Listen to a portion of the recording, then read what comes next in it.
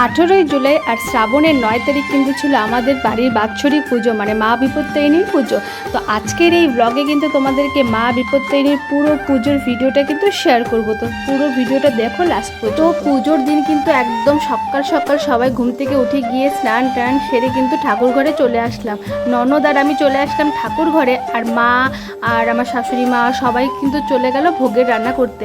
আমার শাশুড়ি মাই কিন্তু ভোগের রান্নাটা করবে, আর আমার মা, মাসি আর বাকি যারা আছে সবাই কিন্তু হেল্প করবে। আচ্ছা, এই বিপত্তারিণী পুজোর দিনে কিন্তু একই সাথে মায়ের পুজোর সাথেই কিন্তু আমাদের সত্যনারায়ণ পুজোও হয়ে থাকে। প্রতি বছরই সেম হয়ে থাকে, আগে সত্যনারায়ণ পুজো হবে, তারপরে মায়ের পুজো হবে। তাই প্রথমেই কিন্তু আমি এখানে নারায়ণ পুজোর সব জোগাড় করে নিচ্ছি, আসন গোছানো থেকে সবকিছু আগে রেডি করে নিচ্ছি। আর ওদিকে ননদ কিন্তু মায়ের পুজোর সব জোগাড় করে নিচ্ছে। এই পূজায় কিন্তু প্রচুর নিয়ম, আর একটাও কিন্তু ভুল করা যায় না, যার জন্য কিন্তু একদম মানে আস্তে ধীরে করে সব রেডি করতে হয় যাতে কোনো ভুল না হয়। তো এই যে দেখো, আমার কিন্তু এখানে নারায়ণ পূজার সব কিছু রেডি হয়ে গেছে। এখন শুধু আমি এই জায়গাটা রেখেছি, এখানে কিন্তু নারায়ণ এনে বসাবে, মানে আমাদের গুরুদেব যিনি আছেন উনি পূজা করবেন। তো উনি কিন্তু সাথে করে নারায়ণটা নিয়ে আসবেন, আর ওখানে বসিয়ে পূজা হবে। তারপরে এখন চলে আসলাম মায়ের পূজার জোগাড় করতে। মায়ের পূজার জোগাড় প্রচুর জোগাড়, বললাম না। তো আগের দিন কিন্তু আমরা সব কিছু রেডি করে রাখি, ফল টল ধোয়া থেকে শুরু করে সব কিছু, কয়টা 13 রকমের সব কিছু লাগে, সব কিছু কিন্তু আমরা রেডি করে রাখি। সেটা ফল হোক, ফুল হোক, পান হোক, সব 13 রকম লাগে, সব কিছু আমরা কিন্তু রেডি করে রাখি। তারপরেও কিন্তু এখানে গোছাতে 3 থেকে 4 ঘন্টা লেগে যায়। ও এবার কিন্তু শ্রেয়াও আমাদের সাথে যোগদান দিয়েছে পুজোর কাজ করতে। প্রতিবারই ও ভাবে যে এসে এখানে পুজোর কাজ করবে, কিন্তু আমার কুটু সোনাটা একদমই ছোট ছিল, যার জন্য আসতে পারতো না। তো এখন একটু বড় হওয়াতে একটু বোঝে, এখন নিচে বদ্দার সাথেই খেলা করছে, আর ওর মা এখন কাজ করতে পারছে। দেখো, মায়ের পুজোর কাজ করতে কিন্তু সবারই ইচ্ছে করে, কিন্তু ওই যে সবসময় হয়ে ওঠে না। তার জন্য এবার কিন্তু ও আগের থেকে বলে রেখেছে যে আমি সকাল সকাল এসে কিন্তু আমি পুজোর কাজ করব। তাই সবাই বলেছিলাম হ্যাঁ ঠিক আছে নিয়ে আসবি, কোনো ব্যাপার না, কোনো দুষ্টামি করবে না কুটুসোনা। তো ঠিকই মায়ের দয়ায় কিন্তু কোনো রকম দুষ্টামি করেনি, সবাই ভালোই ছিল, মানে আমারটাও ভালো ছিল, ওরটাও ভালো ছিল, দুজনে মিলে ভালোই খেলা করেছিল। তো এখানে কিন্তু এখন আমি ডালা সাজাচ্ছি। ডালা কিন্তু এখানে 4 রকম বানাচ্ছি, মায়ের জন্য 2টো আর সত্যনারায়ণের জন্য 2টো। তো মায়েরটা ছিল কিন্তু একটা 13 ভাগ করে করতে হয়, আর একটা 5 ভাগ করে। আর নারায়ণেরটাও সেম, 13 ভাগ না, ওটা হলো 5 ভাগ আর 1 ভাগ করে। তো ওইটা আমি গুনে গুনে ভালো করে দিচ্ছিলাম, কারণ 13 ভাগেরটা যদি একটু ভুল হয়ে যায় মুশকিল হয়ে যাবে।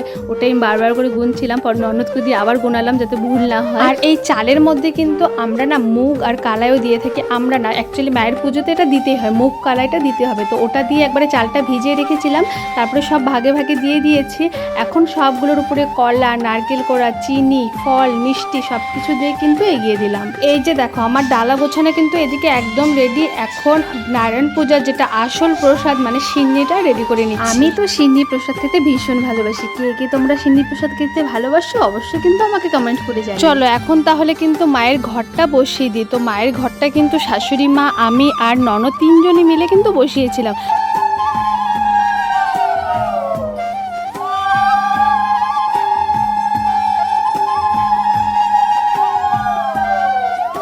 মায়ের ঘর তো বসানো হয়ে গেল, এখন হলো নারায়ণের ঘরটাও কিন্তু বসিয়ে দেবো।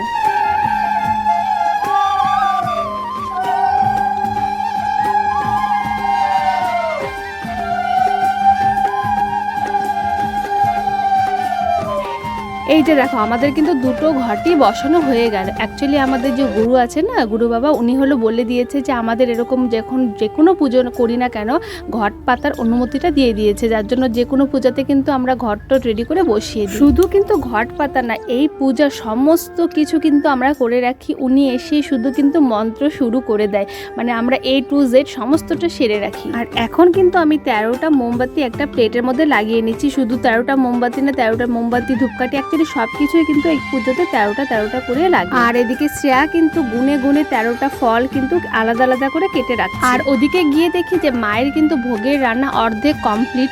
তো চলো বলি আজকে আমাদের ভোগের মধ্যে কি হচ্ছে খিচুড়ি, লাবড়া তরকারি, 5 রকমের ভাজা, লুচি, সুজি আর পিঠে, নাড়ু, এগুলো তো আগেই করে রেখেছিলাম। চলো এদিকে মা কিন্তু ভোগের রান্না করতে থাকুক, আর ওদিকে কিন্তু পুজোর যেটুকু বাকি আছে সেটুকু আমরা রেডি করে নিই। তো শ্রেয়া এখানে ফল কাটছিল, আর আমি কিন্তু সব ফলগুলো আবার গুনে গুনে ভাগ করছিলাম, কারণ 13টার থেকে যদি একটু ভুল হয় তাহলে মুশকিল হয়ে যাবে, যার জন্যই করে ডবল ডবল করে গোনা হচ্ছে। শ্রেয়া তো এদিকে গুনে গুনে ফলগুলো কেটেছে, তারপরেও বলছে দিদি তুমি একবার চেক করে নাও যে একটু ভুল হয়েছে কিনা। তো একটুকু ভুল হয়নি, আবার আমি গুনে গুনে রাখলাম। আর ওদিকে আমাদের বেশি রান্নাটা কিন্তু রান্না ঠাকুরকে দিয়ে করানো হবে, যার জন্য কিন্তু ওরা চলে এসেছে দেখে ননদ গিয়ে ওদিকে তেল সিঁদুর লাগাচ্ছে। মানে রান্নার আগে তো এখানে তেল সিঁদুর তারপরে এক্সট্রা একটা ভুজি দিতে হয়, সেটাই দেওয়া হচ্ছিল। তো চলো বলি এদিকে আমাদের কি কি আজকে প্রসাদের রান্না হচ্ছে। তো এদিকে হবে কিন্তু ফ্রাইড রাইস, মটর পনির, ছোলার ডাল, লুচি, সুজি, আর ছিল পায়েস, চাটনি। ও আরেকটা জিনিস ছিল সেটা হলো ভেজ পকোড়া। তো এখন থেকে কিন্তু ওরা জোগাড় শুরু করে দিয়েছে, কারণ অনেকগুলো রান্না করতে হবে আর সন্ধ্যার মধ্যে সব কমপ্লিট করতে হবে, যার জন্য সব জোগাড় এখানে শুরু হয়ে গিয়েছে। আমাদের এই পুজোতে শুধু যে আমরাই ভোগ দিই তা কিন্তু নয়, দেখো এখানে কত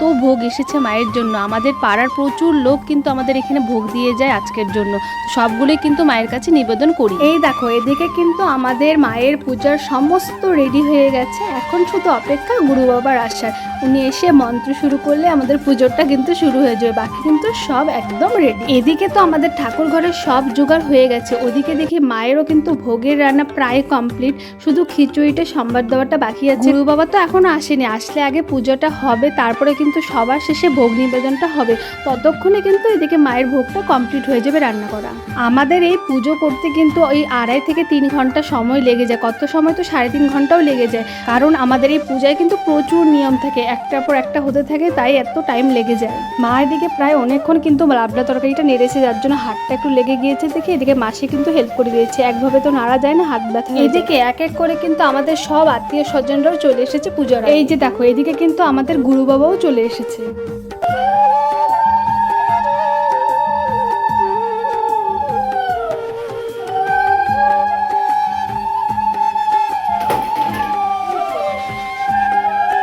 আর গুরু বাবা কিন্তু সাথে করে নিয়ে এসেছিল নারায়ণ, তার জন্য জোকার দিয়ে উঠালাম। তো প্রথমে কিন্তু গুরু বাবার পা ধুয়ে দিয়েছিলাম, তারপরে উঠিয়ে দিয়েছিলাম হাত ধরে, কারণ তোমাদেরকে কিন্তু এর আগের একটা ভিডিওতে দেখিয়েছিলাম যে বাবার কিন্তু অ্যাক্সিডেন্ট হয়েছিল, পায়ে প্রচুর চোট পেয়েছিল, তো ওটা কিন্তু এখনো ভালোভাবে সারেনি, যার জন্য কিন্তু হাত ধরে উঠিয়েছিলাম।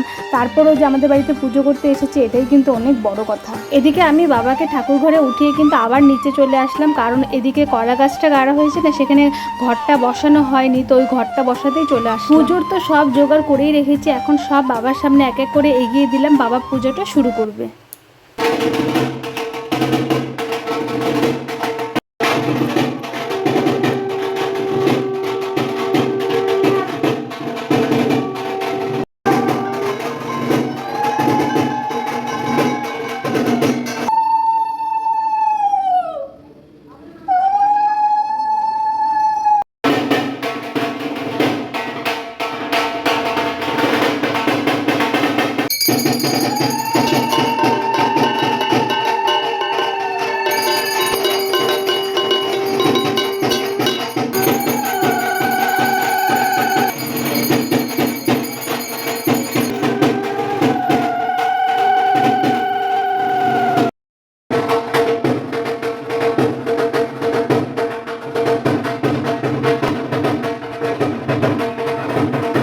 এদিকে আমরা আরতির জন্য কিন্তু এক এক করে সব কিছু এগিয়ে দিচ্ছি বাবার কাছে। তো প্রথমে 5টা প্রদীপ দিয়ে আরতি হবে, ধূপ ধুনো ফুল সব কিছু দিয়ে কিন্তু এক এক করে আরতিগুলো হবে। এখন বাবা কিন্তু সবাইকে সিঁদুরের ফোঁটা, আর যারা সিঁদুরের ফোঁটা নেবে না তাদেরকে কিন্তু চন্দনের ফোঁটা দিয়ে। পুজোর কিন্তু এখনো কিছুই না, জাস্ট কিন্তু অর্ধেক হয়ে, এখন কিন্তু আরতি হবে, তাই সবাই মিলে কিন্তু আগে আরতিটা দেখে নাও।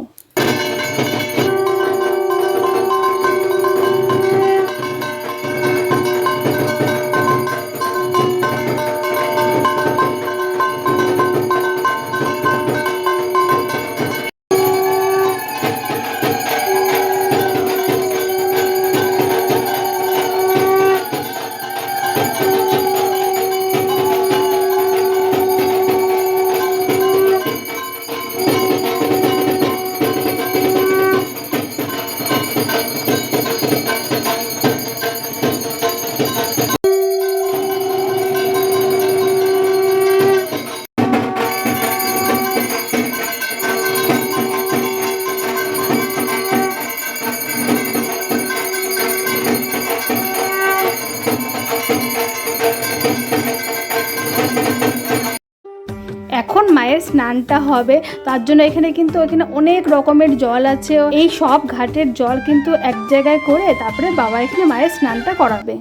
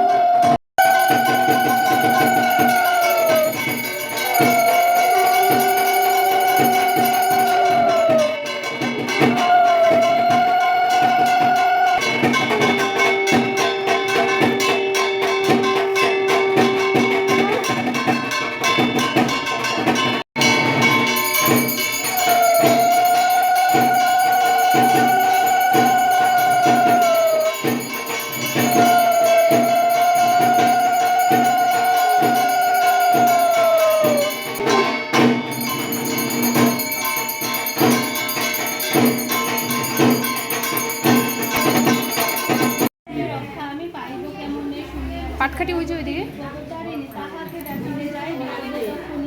মনে মনে এই রূপ করিয়াছেন দণ্ডিপদ তারিণী পদে।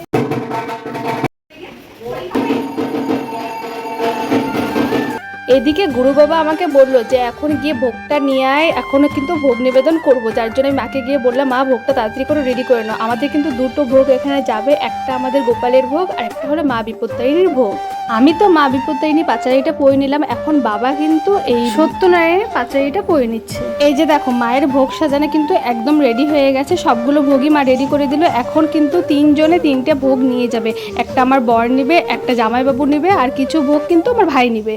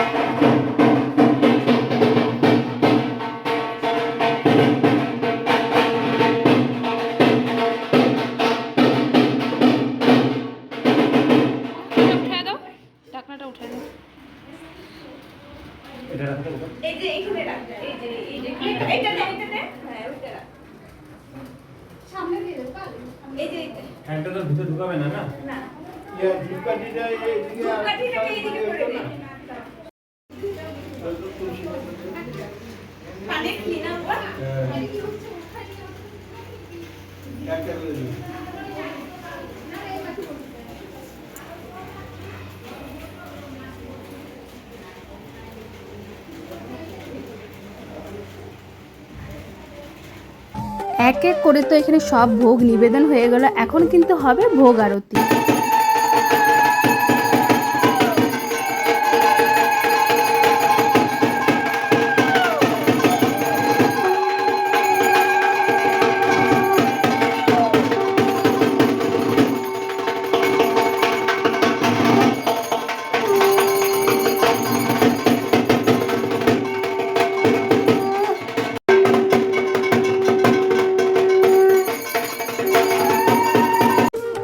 তো চলো ভোগ আরতি কিন্তু একদম কমপ্লিট হয়ে গেল। এখন হলো সবাইকে কিন্তু গুরু বাবা টিকা লাগিয়ে দিবে, যারা যারা বাকি ছিল সবাইকে টিকা লাগিয়ে দিচ্ছে। প্রথমবারে তো শুধু আমরাই নিয়েছিলাম, অনেকজনই বাকি ছিল, তারাই কিন্তু এখন সবাই নিয়ে নিল। আমাদের বাড়ির সবচেয়ে বড় দুজন মানুষ মানে অভিক আর আমার কুটুসোনার কিন্তু বাকি ছিল, ওরা নিয়ে নিল। আর কুটুসোনা এমন এক কিছু কাণ্ড করে যার জন্য কিন্তু সবাই হাসাহাসি করছিল, টিকা লাগিয়ে ঠাকুরকে আবার নম করছে। চলো পূজার কিন্তু আরেক ধাপ এগিয়ে গেলাম, এখন কিন্তু শুরু হবে যজ্ঞ।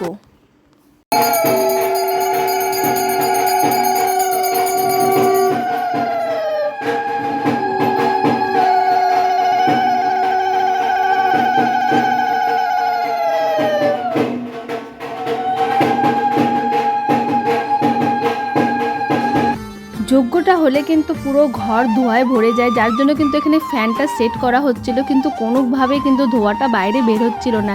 একবার জানলার পাশে আমরা দিচ্ছিলাম, একবার গেটের সামনে, কিন্তু কোনোভাবেই বাইরে পাস হচ্ছিল না, বরং ধোঁয়ায় কিন্তু ভরে যাচ্ছিল। পরে শেষে আবার ফ্যানটা কিন্তু বন্ধ করা হলো। চলো এখন কিন্তু সবাই মিলে আগে অঞ্জলিটা দিয়ে নিই। ব্রাহ্ম শাশ্বত সন্নিধি আরম্ভ শুভায় ভবতু ছিদ্রমস্তু নম মাধব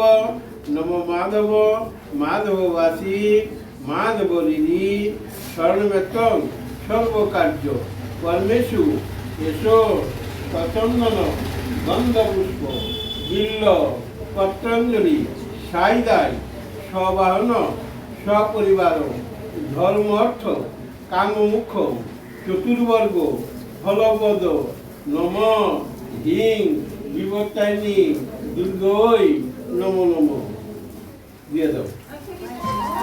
অঞ্জলিটা দেওয়া হলে ফাইনালি কিন্তু আমাদের পুজোটা সম্পূর্ণ হলো। এখন আগে ঠাকুরের থেকে তেল আর সিঁদুরটা উঠিয়ে নিয়ে আগে তেল সিঁদুর সবাইকে লাগিয়ে দিলাম। তেলটা সবার মাথায় মাথায় দিয়ে তারপরে সিঁদুর লাগিয়ে দিলাম। আর মায়ের পুজো করে অবশ্যই কিন্তু এই তেল সিঁদুরটা লাগাতেই হয়। যদি কেউ সিঁদুর লাগাতে না চায় বা যারা পারে না লাগাতে, তারা কিন্তু অবশ্যই তেলটা ব্যবহারই করতে পারো। এতে কিন্তু মায়ের সম্পূর্ণ আশীর্বাদটাই পাওয়া যায়। সবাইকে তেল সিঁদুর লাগিয়ে কিন্তু সবশেষে আমরা সিঁদুর খেলায় মেতে গেলাম। আর এমন কোনো এও নেই যে সিঁদুর খেলতে ভালোবাসে না, আমরা তো ভীষণই ভালোবাসি। এক তো দুর্গাপূজায় সিঁদুর খেলা হয়, তারপরে এখানে আমাদের বাসন্তী পূজায় সিঁদুর খেলা হয়, আর আমাদের এখানে বিপত্তায়নী পুজোর সময় সিঁদুর খেলা হয়। আমরা এবার এই পরিমাণে সিঁদুর খেলেছিলাম যে মায়ের কাছে যেটুক সিঁদুর দেওয়া হয়েছিল না, সবটুক সিঁদুর কিন্তু আমাদের লেগে গিয়েছিল। পরে আবার এক্সট্রা একটা নিয়ে এসে প্যাকেট, ওটা দিয়ে সিঁদুর খেলেছিলাম। এইবার আমাদের পুজোতে কিন্তু একজন খুব স্পেশাল মানুষ এসেছে। এই যে দিদিটাকে দেখছো, এই দিদিটাই কিন্তু সেই স্পেশাল মানুষ। স্পেশালও বলতে পারো, আবার খুব ভালোবাসার মানুষও বলতে পারো। সেই কিন্তু অনেক দূর থেকে, মানে কোচবিহার থেকে কিন্তু আমাদের পুজো দেখতে এসেছে। আর এই দিদির সাথে এসেছিল কিন্তু আমাদের জামাইবাবু আর আমার ভাগ্নি। যাই হোক, পুজো করে উঠে কিন্তু আমাদের এই লেবু জলটা খেতেই হয়, মানে ঠাকুরের চরণামৃত খেয়ে উপোসটা ভেঙে আগে আমাদের লেবু জলটাই খেতে হয়।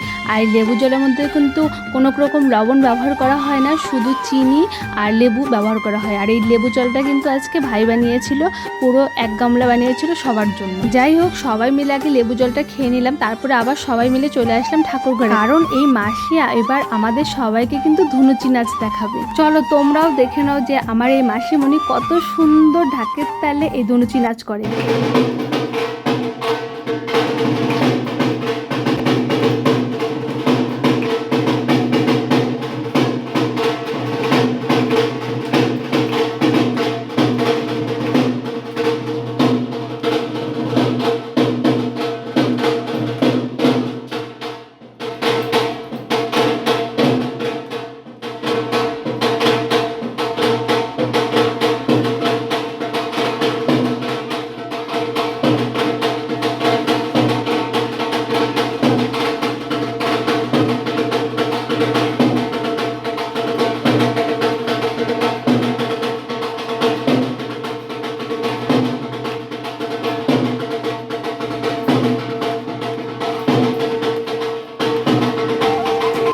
চলো এখন কিন্তু আমরা সবাই মিলে বসে গেলাম প্রসাদ খেতে। তো একবারে তো আর প্রসাদ খাওয়া কমপ্লিট হয় না, এতগুলো মানুষ, তাই 3বারে কিন্তু প্রসাদ খাওয়া কমপ্লিট হয়েছিল। তারপরে আমরা কিন্তু আমাদের গুরুদেবকে একদম নিচ পর্যন্ত ছেড়ে দিয়ে আসলাম, আর ভাই তার গাড়ি করে একদম বাড়ি পর্যন্ত দিয়ে এসেছিল।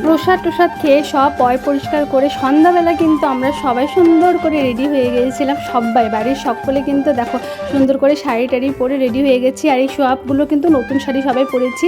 মা সবার জন্য শাড়ি কিনেছিল, দেখিয়েছিলাম তোমাদেরকে সবাইকে এর আগে ভিডিওতে। তো সেই শাড়িগুলো কিন্তু সবাই পরে নিয়েছি। আর এবার পুজোর থিম কিন্তু আমরা রেখেছিলাম লাল শাড়ি, যার জন্য কিন্তু সবাই দেখো লালই পরেছি। খালি বয়স্করা মানে মা, মাসি, তারপর আমার শাশুড়ি মা, এরা ব্ল্যাক আর ওই রেডের মধ্যে পড়েছিল, আর আমরা সবাই শুধু একদম লাল টুকটুকি সেজেছিলাম। আমরা যেহেতু প্ল্যান করে রেখেছিলাম যে এইভাবে সুন্দর করে সাজুগুজু করে রেডি হব, যার জন্য কিন্তু আমরা পুজো টুজো সেরে কিন্তু একটুকু রেস্ট করিনি। মানে যে কাজ আমাদের সারা হয়েছে না, অমনি কিন্তু আমরা রেডি হতে চলে এসেছি। যার জন্যই কিন্তু এত তাড়াতাড়ি এত সুন্দরভাবে রেডি হতে পারলাম।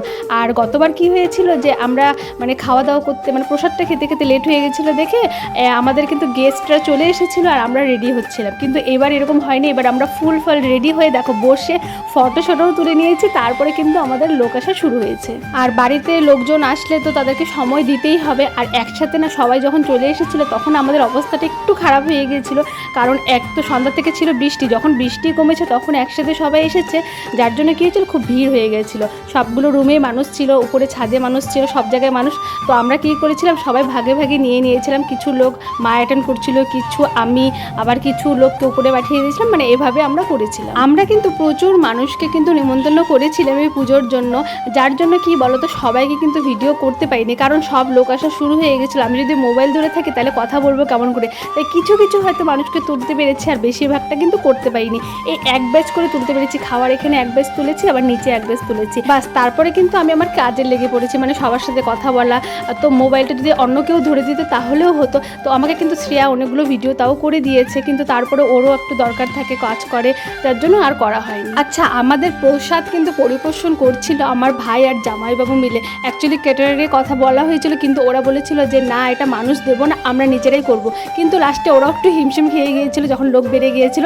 তারপরে কিন্তু আমি, ননদ, ভাগ্নি, ভাস্তি সবাই মিলে কিন্তু হেল্প করেছিলাম। দেখো সব লোক আসার সাথে সাথে কিন্তু আমার বাবার বাড়িরও কিছু লোক এসেছিল। এই দেখো আমার 2 কাকি এসেছে, পিসি এসেছে, আর বোনও এসেছিল। তো ওরাও এসে প্রথমে কিন্তু মায়ের সাথে দেখা করে নিল, তারপরে উপরে চলে আসলো ঠাকুরের দর্শন করতে, ঠাকুরকে প্রণাম করে তারপরে আমার রুমে বসেছিল গল্প করতে। দেখো সত্যি কথা বলতে কি, আমাদের পুজোর দিন আমাদের বাড়িতে যারা যারা এসেছিল না, আমরা কিন্তু কাউকে সেরকম সময় দিতে পারিনি। অ্যাকচুয়ালি সেদিন কিন্তু আমাদের বাড়িতে প্রচুর লোক নিমন্ত্রিত ছিল, তাই সবাইকে কিন্তু অল্প অল্প করে সময় দিতে হয়, যার জন্য আমরা পার্সোনালি কিন্তু একজনকে একটুকু সময় দিতে পারিনি, যার জন্য আমরা সবাইকে কিন্তু সরি বলেছি যে আমরা তোমাদেরকে সময় দিতে পারিনি। সবাই কিন্তু আরেকদিন ঘুরতে অবশ্যই আসবে আমাদের বাড়িতে। এখন বাজে রাত্রি 12:30, আর এখন কিন্তু আমরা ফ্যামিলির লোকরা বসেছি খেতে, সবার খাওয়া কমপ্লিট, প্রসাদ খাওয়া। তো এখন আমরা বসেছি ফাইনালি। কিন্তু যেহেতু এতটা রাত হয়ে গেছে, তার উপরে আবার সারাদিন পরিশ্রম গিয়েছে, আবার উপবাস ছিলাম, যার জন্য কিন্তু আমরা ভালোভাবে প্রসাদটা খেতে পারিনি। খাওয়া দাওয়ার এনার্জি না থাকলেও আমাদের